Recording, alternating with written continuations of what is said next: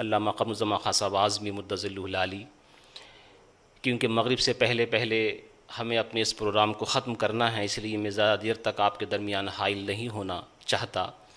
بلا کسی تاخیر کے میں اپنے معزز اور مکرم مہمان حضرت مفکر اسلام علامہ محمد قمر الزمان خان صاحب اعظمی مدظلہ العالی کو دعوت خطاب پیش کر رہا ہوں۔ تشریف لاتے ہیں۔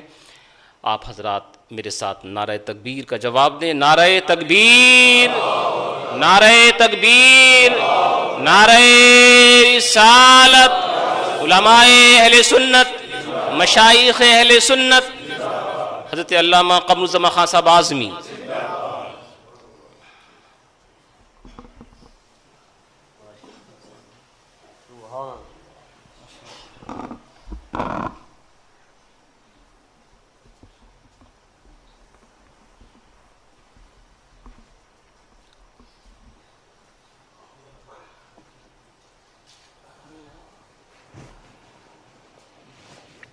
الحمد للہ وکفا وسلام علی عبادہ الذین اصطفیٰ، اما بعد فاعوذ باللہ من الشیطان الرجیم، بسم اللہ الرحمن الرحیم۔ ان الذین قالوا ربنا اللہ ثم استقاموا تتنزل علیہم الملائکۃ الا تخافوا ولا تحزنوا وابشروا بالجنۃ التی کنتم توعدون، او کما قال اللہ تبارک و تعالی۔ محب محترم حضرت علامہ مولانا مفتی ایوب صاحب قبلہ، حاضرین کرام، السلام علیکم ورحمۃ اللہ وبرکاتہ۔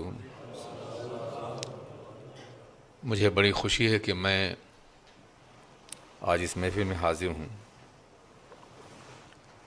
تھکن بھی تھی اور مصروفیت بھی تھی، مگر یہ میرے دل نے گوارا نہیں کیا کہ جن کو میں نے بہت قریب سے دیکھا ہے اور بہت زیادہ دیکھا ہے،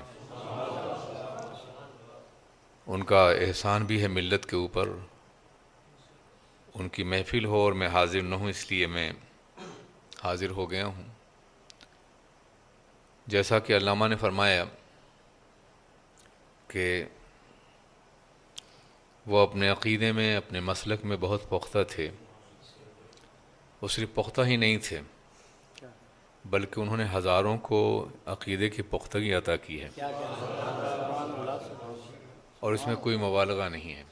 جو لوگ میری عمر کے ہیں یا میرے بعد کے ہیں، جنہوں نے ان کو دیکھا ہے، وہ یہ بات جانتے ہیں کہ مسلک اہل سنت کے اشاعت کے سلسلے میں وہ ایک اضطراب مسلسل تھے۔ رات ہو، دن ہو، صبح ہو، شام ہو، مسلسل سفر میں رہتے تھے۔ وہ گھر میں بیٹھے ہیں احباب کے ساتھ تو بھی بدعقیدہ جماعتوں کا تذکرہ ہے، ان کی عبارتوں کا تذکرہ ہے۔ یہاں غالباً انہی کے پاس دیابنا کی عبارتوں سے متعلق کتابوں کا بہت بڑا ذخیرہ تھا۔ اب وہ محفوظ ہے یا نہیں میں نہیں جانتا، ممکن ان کے صاحبزادے کے پاس محفوظ ہو۔ اور وہ جو بات کرتے تھے حوالہ جات کے ساتھ کرتے تھے۔ یہ وہ دور تھا کہ جب عقائد کے ان اختلاف کو یہاں کے لوگ نہیں جانتے تھے۔ محض رسموں کی حد تک کچھ لوگ اپنے کو سنی سمجھتے تھے، میلاد کرتے تھے، فاتحہ کرتے تھے، اور سمجھتے تھے کہ ہمارے اور دوسروں کے درمیان میں اختلاف انہی باتوں کا ہے۔ ایسے دور میں انہوں نے شب و روز پوری زندگی اس بات کی محنت کی کہ لوگوں کو یہ سمجھ میں آئے کہ اختلاف ہے کیا۔ اختلاف چند مراسم یا معمولات کا نہیں ہے، بلکہ بنیادی عقائد کا اختلاف ہے، خدا کی ذات کے بارے میں، سرور کائنات کے منصب کے بارے میں، ان کی نبوت کے بارے میں۔ عبارتیں انہیں ازبر تھیں، وہ حافظ تھے ان عبارتوں کے جو عبارتیں ہمارے اور دوسروں کے درمیان میں متنازعہ ہیں، اور جن کی بنیاد پر حسام الحرمین کے فتاوے کو بنیاد اور اساس مانا جاتا ہے۔ وہ حسام الحرمین پڑھاتے نہیں تھے، حسام الحرمین کو پلاتے تھے وہ۔ آپ سب اس بات کے گواہ ہیں۔ اور جب انہوں نے یہ محسوس کیا کہ اس قوم کو مسلک حق پر قائم رکھنے کے لیے تنہا میں کافی نہیں ہوں، تو باوجود کہ وہ خود بھی ایک شیخ تھے، سید تھے، عام طور پہ ہوتا ہے کہ مشائخ کسی اور کا تعارف نہیں کراتے، بلکہ ان کی اپنی محدود دنیا ہوتی ہے، اسی کے اندر رہتے ہیں وہ، چاہے جو بھی صلاحیت رکھتے ہوں۔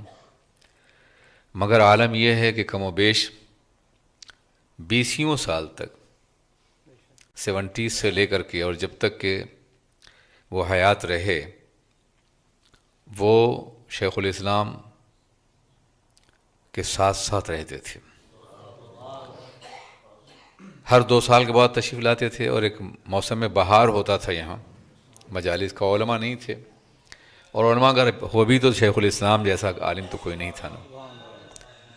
1-2 سینکڑوں جلسے ہوتے تھے پورے ملک کے اندر، اور ہر جلسے میں وہ موجود ہوتے تھے، جلسوں کا اہتمام کرتے تھے، جلسوں کی تیاری کرتے تھے، لوگوں کو آمادہ کرتے تھے۔ آج جو اہل گجرات کے اندر نکھری ہوئی سنیت ہے، اس میں بہت بڑا رول ان کی خدمات کا ہے۔ ظاہر ہے کہ جس ذات نے ہمارے عقیدے کو بچانے کی کوشش کی ہے، ہم اس کا تذکرہ بھی نہ کریں تو بڑی احسان فراموشی ہوگی۔ وہ بہت جری تھے اس سلسلے میں۔ یہ وہ دور تھا جب مسجدیں بہت کم تھیں، علماء تو تھے ہی نہیں تقریباً۔ ایسے دور میں جلسے مختلف حالوں میں ہوتے تھے، شاید ہی برطانیہ کوئی ایسا حال ہو جہاں حضرت شیخ الاسلام کا جلسہ نہ رہا ہو۔ مختلف اور اچھا خاصا اجتماع ہوتا تھا۔ آج تو لوگ تقسیم در تقسیم کے عمل سے دوچار ہیں، اس وقت یہ بات نہیں تھی۔ مجمع ہر اس مقام پہ جاتا تھا جہاں کوئی پروگرام ہوتا تھا۔ یہاں کے لوگ لندن جاتے تھے، لندن کے لوگ یہاں آتے تھے، یہاں کے لوگ لیسٹر جاتے تھے، برمنگھم جاتے، وہاں کے لوگ یہاں آتے تھے، اور اس طرح بھرپور تبلیغ کے مواقع اس زمانے میں میسر تھے۔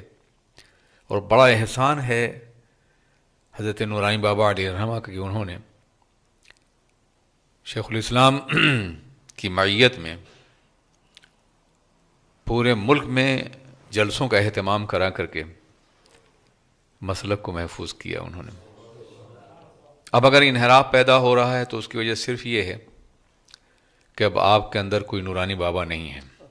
علماء موجود ہوں گے، مگر وہ درد، وہ سوز، وہ تڑپ، وہ اضطراب جو ہم نے دیکھا ہے وہ بہت کم لوگوں کے اندر ہے۔ اس سے بے نیاز کہ کوئی دعوت دے رہا ہے یا نہیں دے رہا ہے، کوئی بلا رہا ہے یا نہیں بلا رہا ہے، ہر جگہ وہ پہنچنے کی کوشش کرتے تھے۔ کتابوں کا بنڈل ساتھ ہوتا تھا۔ انہیں حضور شیخ الاسلام ہوں یا حضرت ہاشم میاں صاحب ہوں، ان کے علاوہ بھی وہ ہمیشہ مسلسل دورے میں رہتے تھے، خواہ وہ کسی اور ضرورت سے کیوں نہ گئے ہوں، مگر کتابیں ہر جگہ ساتھ ہوتی تھیں، اور خود اپنے گھر پہ ایک محفل جمائے رہتے تھے اور عقائد کے بارے میں تفصیل سے بتایا کرتے تھے۔ یہ ان کی بہت بڑی خدمت ہے۔ عقیدے میں جو کے سلسلے میں جو بیداری پیدا ہوئی ہے اور جو باضابطہ مسلک کا جو تسلب ہے، ان میں ان کا بہت بڑا حصہ ہے۔ آج وہ ہم میں نہیں ہیں، لیکن جو لوگ ان کی باتوں سے متاثر ہو کر کے یا ان کی خدمات کے حوالے سے آج مسلک کو سمجھتے اور جانتے ہیں، یقیناً وہ ان کی خدمت کا احترام بھی کریں گے اور اعتراف بھی کریں گے۔ یاد رکھیے کہ اگر کوئی معمولی سا احسان آپ پر کر دے تو آپ اسے فراموش نہیں کر سکتے۔ کسی نے کسی مشکل کے وقت آپ کا ساتھ دے دیا تو ہمیشہ اسے یاد رکھتے ہیں آپ، اس لیے کہ جو بندوں کے احسان کو فراموش کر دیتا ہے وہ خدا کا احسان بھی نہیں مانتا۔ من لم یشکر الناس لم یشکر اللہ۔ تو معمولی سی مدد کرنے والے کو بھی آپ ہمیشہ یاد رکھتے ہیں، لیکن جس نے آپ کے عقیدے کو بچانے کی کوشش کی ہے اسے ایک مجلس میں نہیں سینکڑوں مجالس میں یاد رکھا جانا چاہیے۔ ان کا عرس یہاں نہیں، ان کا عرس جو ہے لیسٹر میں بھی بنایا جانا چاہیے، ڈیوزبری منایا جانا چاہیے. جہاں جہاں وہ جاتے رہیں اور کام کرتے رہیں وہ سب انہیں یاد کریں، انہیں محسوس کریں، انہیں جانیں، تاکہ احسان شناسی کا حق بھی ادا ہو اور اس کے ساتھ ساتھ ان کی روایت اگلی نسلوں تک منتقل ہو سکے. وہ ایک سادہ سے آدمی تھے، کوئی بھی پیری کا تام جھام ان کے اندر نہیں تھا اور نہ ہی کوئی غرور تھا. وہ ہر ایک سے انتہائی محبت سے ملتے تھے، انتہائی شفقت سے، بہت سادہ زبان میں اپنی باتیں کرتے تھے اور دلوں پہ اثر ہوتا تھا اس کا. ان کی تعویذات کے اثرات تو تھے ہی، ان کی دعاؤں کے بھی، لیکن جو تبلیغ انہوں نے کی ہے اس کے اثرات آج بھی محسوس کیے جا سکتے ہیں اور دیکھے جا سکتے ہیں. آج وہ ہم میں نہیں ہیں مگر یقیناً اللہ کی رحمتوں میں ہیں، اور انہوں نے عقیدے کے تحفظ کے سلسلے میں جو احسان فرمایا ہے اس احسان شناسی کا تقاضا یہ ہے کہ جب بھی ان کے نام پہ بلایا جائے تو کم از کم وہ لوگ جو انہیں جانتے ہیں وہ وہاں ضرور حاضر ہونے کی کوشش کریں. الحمدللہ میں بہت سے لوگوں کو دیکھ رہا ہوں جو ان کے ساتھ تھے اور جلسوں میں ہوتے تھے، یہاں موجود ہیں، لیکن یہیں تک نہیں رہنا چاہیے. اب ان کا سوز دل اور درد دل اور عقیدے کے باب میں ان کی تڑپ کو اگلی نسلوں تک منتقل ہونا چاہیے، اور آئندہ نسلوں کو جاننا چاہیے کہ انہوں نے کتنی خدمات کی ہیں اور کتنا کام کیا انہوں نے. حضرات گرامی، میں ان کو غالباً 66 سے جانتا ہوں. 66 میں نے مدرسہ 64 میں روناہی کا جامعہ قائم کیا تھا. ایک خط آیا گجرات سے کہ میں کچھ بچوں کو آپ کے ہاں پڑھنے کے لیے لے کے آنا چاہتا ہوں. اس میں نورانی بابا لکھا ہوا تھا. میں نے کہا یہ کون سے بزرگ ہیں جو گجرات سے یہاں آنا چاہتے ہیں پڑھانے کے لیے، اتنا لمبا سفر کر کے؟ بہت سے مدارس ہیں، بہت سے ادارے ہیں. تو میں نے ان کو جواباً لکھا کہ یہ ایک دیہات میں مدرسہ قائم ہے اور آپ بھروش سے آ رہے ہیں، آپ شہر کے رہنے والے ہیں، شاید یو پی کے دیہات کی مشقتیں آپ کے بعد بچے نہ برداشت کر سکیں. تو انہوں نے پھر جواب دیا کہ میں تو اس لیے آنا چاہتا ہوں کہ وہ دیہات ہے، میں شہروں کی مسموم فضا سے ان کو بچانا چاہتا ہوں. یعنی یہ ان کے اپنے الفاظ میں جو بھی انہوں نے کہا کہ میں شہروں کی مسموم فضا سے ان کو بچانا چاہتا ہوں، اس لیے میں آنا چاہتا ہوں. خیر وہ 4-6 بچوں کو لے کے آئے ہمارے ہاں. مجھے اس کا افسوس تو ضرور ہے کہ وہ بچے تعلیم مکمل نہیں کر سکے، لیکن اس قابل ہو گئے کہ مختلف جگہوں میں امامت کے فرائض انجام دے سکیں. ہمارے لوگوں نے بھی ان کی بچوں کی بڑی خدمت کی، بڑا احترام کیا. اتنے دور سے آئے تھے تو پورے گاؤں کے لوگ انہیں عزت اور آبرو کی نگاہ سے دیکھتے تھے. بابا تشریف لے گئے تھے ایک بار اور دوبارہ اس وقت گئے جب ان میں 2 بچے ٹائیفائڈ کا شکار ہو گئے تھے اور بہت شدید بیمار تھے. اللہ نے بچا لیا لوگوں کی دعاؤں سے. اس وقت بھی روناہی تشریف لے گئے وہ. پھر ہم نے دیکھا کہ بزرگ کیسے ہوتے ہیں، ان کا طرز عمل کیا ہوتا ہے، ان کی اخلاقی قدریں کیا ہوتی ہیں. میں بالکل ینگ تھا اس زمانے میں، لیکن میں نے ان کو دیکھا، ان کی عبادت دیکھی، ان کی دل سوزی دیکھی. وہ پہلی ملاقات تھی. اس کے بعد گجرات کے دوروں میں کبھی کبھی ان کا تذکرہ ہوتا. پھر جب میں یہاں آیا تو یقین جیسے آپ کو تلاش تھی مجھے بھی تلاش تھی، مگر بغیر تلاش کیے جلسوں مل گئے وہ. اور چونکہ جلسے بہت زیادہ ہوتے تھے اور علماء کم تھے، اس لیے بیشتر جلسوں میں شیخ الاسلام کے ساتھ میں بھی موجود ہوا کرتا تھا. اس لیے یہ رفاقت کافی لمبی رہی اور ہم نے یقیناً ان جلسوں میں شرکت بھی کی. وہ لوگ بھول جاتے ہیں ان شخصیات کو جن شخصیات نے اس ملک پر احسانات کیے ہیں. یقین مان لیجئے نورانی بابا کی خدمات نہ ہوتی، حضور شیخ الاسلام کی روحانیت اور ان کے عظیم خطابات نہ ہوتے، اور اس کے بعد حضرت ہاشم میاں صاحب کا آنا نہ ہوتا تو سنیت اتنی نکھری ہوئی نہ ہوتی. شیخ الاسلام کا انداز خطاب آپ جانتے ہیں یہ تھا کہ انتہائی اہم عقائد کو بھی بہت خوبصورت انداز سے عوام کے ذہن میں اتار دیا کرتے تھے. لوگ آج بھی انہیں یاد کرتے ہیں، خدا انہیں درازی عمر عطا فرمائے. لیکن بابا ان کو بلانے والوں میں ہوتے تھے، ان کی خدمت کرنے والوں میں ہوتے تھے، ان کو ہر جگہ لے جانے والوں میں ہوتے تھے. یہ بہت بڑا کام تھا، اور یہ صرف اس لیے کہ وہ جانتے تھے کہ جس طرح سے وہ عقائد کو اتار سکتے ہیں دلائل کی روشنی میں، وہ کوئی اور نہیں کر سکتا ہے۔ حضرات گرامی، اس کے ساتھ ساتھ عشق رسول، نبی پاک سے بے پناہ محبت، جو عام طور پہ صوفیاء کرام کا طر امتیاز تھا، ان کا بھی تھا۔ 76 میں وہ حج کے لیے جا رہے تھے، میں بھی تڑپ رہا تھا کہ کاش میں بھی جاتا۔ میں نے کہا بابا آپ جاتے ہی سرکار کی بارگاہ میں دعا کیجیے کہ میں بھی آ جاؤں۔ یقین مان لیجئے اس کے 1 ہفتے کے بعد میں بھی پہنچ گیا، اور پھر ہم تمام حاضریوں میں ساتھ رہے۔ وہاں وہ چپل پہن کر کے یا جوتا پہن کر نہیں سفر کرتے تھے، ہمیشہ ننگے پیر چلتے تھے۔ میں نے دیکھا کہ سخت گرمی میں پیر پھٹ گئے ہیں مگر جوتا نہیں پہن رہے ہیں وہ۔ تو یہ محبت رسول تھی، احترام رسول تھا، سرور کائنات محمد الرسول اللہ سرور کائنات سے جو تعلق تھا، جس کے لیے وہ بے قرار رہتے تھے کہ دلوں سے یہ تعلق کمزور نہ ہونے پائے اور کہیں بھی عقیدہ اہل سنت مزمحل نہ ہونے پائے۔ چنانچہ اس کے لیے انہوں نے مسلسل زندگی بھر کام کیا، آخری سانس تک کرتے رہے۔ اور آج جہاں کہیں بھی سنیت ہے، ان میں جہاں ایک طرف شیخ الاسلام کے خطابات کا اثر ہے، وہیں ان کی خدمات کا بھی ہے۔ آپ ان کی خدمات کو شیخ الاسلام کے خطابات سے الگ نہیں کر سکتے ہیں۔ یا کوئی ایسا جلسہ بتا دیے جہاں وہ نہ رہے ہوں، یا جہاں اس جلسے کا اہتمام انہوں نے نہ کیا ہو، جہاں ان کے بغیر کوئی جلسہ ہو گیا ہو۔ اگر آپ کے نظر میں سینکڑوں جلسوں میں کوئی ایک جلسہ آپ بتا دیے جہاں بابا موجود نہ رہے ہوں، ان کا یہ موجود ہونا، اور صرف تنہا نہیں، پوری جماعت کو لے کر کے ایک باضابطہ مبلغ تھے وہ، ہر ایک کو دعوت دیتے تھے، وہاں چلو جلسہ ہو رہا ہے اپنے لہجے میں، اور پھر وہ ایک جماعت تیار کرتے تھے اور سب کو لے کے ہر جگہ پہنچتے تھے۔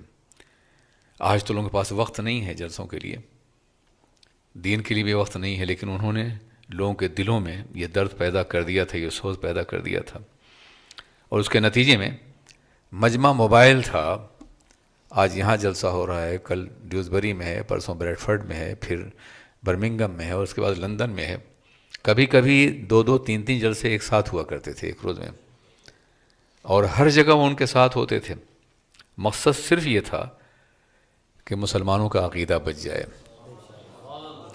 آپ جانتے ہیں کہ جو لوگ 60s وغیرہ میں آئے یا 70s کے شروع میں، وہ اچھی طرح جانتے ہیں کہ یہاں دیابنا ہی کا غلبہ تھا۔ مسجدیں ان کی تھیں، مدرسے ان کے تھے، علماء ان کے تھے، ہمارا تو کچھ بھی نہیں تھا۔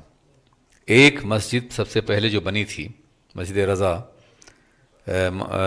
وہاں کی کیا نام ہے، پریسٹن کی، صرف ایک چھوٹی سی وہ مسجد تھی۔ بقیہ زمین سے اٹھی ہوئی کوئی مسجد نہیں تھی۔ گھروں میں، فیکٹریوں میں، کارخانوں میں، مختلف جگہوں میں نمازیں ہوتی تھیں۔ لیکن آج اس ملک میں اگر اہل سنت کی 800 سے زیادہ مسجدیں ہیں تو یہ ان علماء کی محنتوں کا نتیجہ ہے جو پہلے انہوں نے آگے کہاں کام کیا ہے۔ اب نعرہ رسالت، علماء اہل سنت، مشائخ اہل سنت، مساجد اہل سنت، سبحان اللہ۔ اگر عقیدے کی پختگی نہ ہوتی، عقیدے کا شعور نہ ہوتا، عقیدے کی پہچان نہ ہوتی، اور یہ نہ جانا جاتا کہ یہ جو اس وقت غالب ہیں ہر جگہ، یہ ہم میں سے نہیں ہیں اور ہم ان میں سے نہیں ہیں، اگر یہ تفریق نہ ہوتی تو یقیناً اتنی مساجد نہ بنتی۔ اس لیے جن لوگوں نے 70s میں کام کیا ہے، جب مسجدیں نہیں تھیں، ان کا بڑا احسان ہے مسلک اہل سنت پر اس ملک کے اندر۔ وہ چاہتے تو پیری مریدی کرتے، اور گجرات میں پیری مریدی کرنا آسان بھی ہے، سادات سے لوگ بے پناہ محبت کرتے ہیں۔ علماء چاہے کتنے ہی قابل ہوں وہ زمین بیٹھیں گے، اور سید حضرات چاہے کچھ بھی نہ ہوں وہ مسند نشین ہوں گے، اوپر بٹھا لے جائیں گے۔ میں اس جذبے کا احترام کرتا ہوں، اس لیے کہ وہ نبی کی نسبت کا احترام کر رہے ہیں، اس لیے نہیں کہ یہ غلط ہے، نبی کی نسبت کا احترام کر رہے ہیں۔ یقیناً ہم چاہے کتنے ہی قابل ہو جائیں، جتنے مشہور ہو جائیں، ہمارے جسم میں وہ قطرے خون تو نہیں ہے جو نبی کے ذریعے سے ان میں پہنچا ہوا ہے، یا سادات کے اندر۔ ہم جب بھی رہیں گے غلامانہ ہی رہیں گے، ہماری حیثیت تبعیت کی ہوگی، ہم جو بھی کریں گے ان کے تابع بن کے ہی کریں گے. اس لیے بہر کے بہت آسان تھا گجراتیوں میں پیری مریدی کرنا، اور وہ چاہتے تو ہر گجراتی صرف ان کا مرید ہوتا، لیکن ایسا نہیں ہوا. عقیدہ بچانے کے لیے انہوں نے اپنی ذات کو فنا کر دیا اور ہمیشہ شیخ الاسلام کے سامنے مرید ہونے کی دعوت دیتے رہے لوگوں کو. یہ بڑی بات ہے، یہ آسان نہیں آج کے دور میں، اس کو عام لوگ محسوس نہیں کر پائیں گے، اور کرنا بھی چاہیے تھا. شیخ الاسلام کی نگاہ بھی پلاتی تھی اور کلام بھی باضابطہ دنوں پہ اثر انداز ہوتا تھا. اس لیے اگر ان کی بارگاہ میں لے گئے تو یہ بڑا احسان ہے، اور یقیناً یہ ہوش مندی ہے اور ماحول سناشی ہے، اور اس بات کا جاننا ہے کہ ان کی شخصیت سے یقینی طور پہ اثرات مرتب ہوں گے. انہوں نے یہ کام کیا. آج محدث اعظم مشن یہاں موجود ہے، تو اس محدث اعظم مشن میں نورانی بابا کی خدمات کا بھی حصہ ہے. اگر محدث اعظم کو متعارف نہ کرایا گیا ہوتا یہاں تو محدث اعظم مشن موجود نہ ہوتا. یاد رکھیے صرف ایک ذات تھی یہاں محدث اعظم کی مرید، لوگ نہیں جانتے تھے ان کو. حضور مدینہ میاں کے آنے کی بات پہ لوگوں نے جاننا شروع کیا ہے، اور وہ تھے آدم وائسل ڈیوسبری میں، وہ محدث اعظم کے مرید تھے.